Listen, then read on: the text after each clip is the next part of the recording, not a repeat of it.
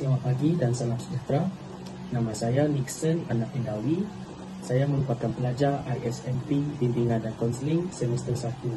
Nombor metrik saya D2024110918. Pada hari ini, saya akan berkongsi tentang jenis kemudahan pemulihan untuk juwana. Kemudahan pemulihan untuk juwana ini merupakan sistem sokongan atau persekitaran yang diwujudkan atau direka khusus untuk membantu remaja atau belia yang terlibat dalam zona yang berat agar mereka dapat dipulihkan bagi memastikan mereka kembali ke masyarakat sebagai individu yang lebih baik. Tujuan utama kemudahan ini adalah untuk mengatasi masalah tingkah laku, memberikan pendidikan dan latihan kemahiran, serta memperbaiki aspek psikologi dan sosial remaja yang terlibat dalam sistem keadilan.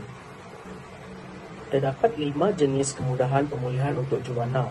Yang pertama, pusat tahanan. Yang kedua, juwana di penjara dewasa. Yang ketiga, rumah perlindungan.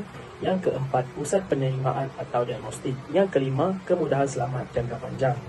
Saya akan berkongsi tentang apa itu pusat tahanan. Pusat tahanan merujuk kepada kemudahan atau fasiliti yang digunakan bagi menahan individu yang khusus kepada golongan belia atau remaja.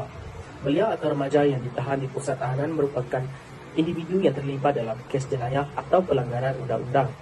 Pusat tahanan ini diwujudkan bagi memastikan keselamatan masyarakat serta memberi peluang kepada tahanan bagi proses rehabilitasi atau penyelesaian kes.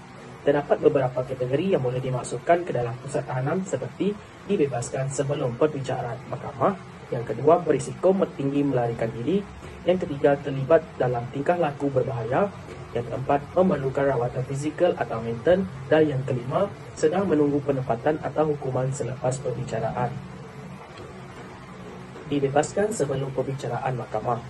Individu yang dibebaskan sebelum perbicaraan mahkamah akan ditahan sementara di pusat tahanan untuk memastikan mereka hadir di mahkamah pada tarikh yang ditetapkan.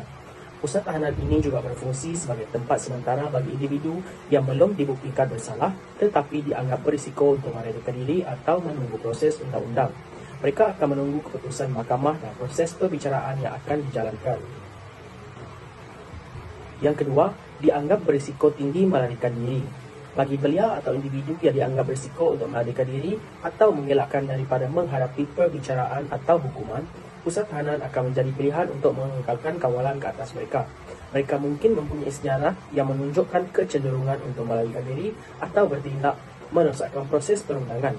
Oleh itu, mereka akan ditempatkan di pusat tahanan dengan kawalan yang lebih ketat untuk mencegah sebarang risiko. Yang ketiga, terlibat tingkah laku berbahaya. Belia atau remaja yang terlibat dalam tingkah laku berbahaya seperti keganasan, penyalahgunaan bahan terlarang atau jenayah lain yang boleh membahayakan diri sendiri atau orang lain boleh ditempatkan di pusat tahanan ini. Di sini mereka akan diberi pemantauan yang lebih rapi untuk memastikan keselamatan mereka dan orang lain. Selain itu, pusat tahanan ini juga menyediakan program rehabilitasi untuk membantu mereka merubah tingkah laku yang negatif. Yang keempat, memerlukan rawatan fizikal atau mental. Pusat tahanan juga mungkin diperlukan untuk belia untuk memastikan rawatan fizikal atau mental yang lebih intensif yang tidak dapat disediakan di luar pusat tersebut. Sebagai contoh, mereka menghadapi masalah gangguan mental atau kecederaan fizikal yang memerlukan rawatan perubatan.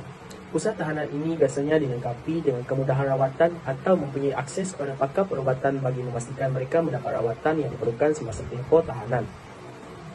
Yang kelima, menunggu penempatan atau hukuman selepas perbicaraan. Selepas perbicaraan, mahkamah dan keputusan dibuat. Belia yang perlu menjalani hukuman penjara atau penempatan di institusi lain akan ditempatkan di pusat tahanan sementara menunggu proses penempatan tersebut selesai. Pusat tahanan ini juga berfungsi sebagai tempat transit atau penangguhan hukuman sementara bagi memastikan individu tersebut tidak bebas bergerak sebelum penempatan yang sesuai dilakukan.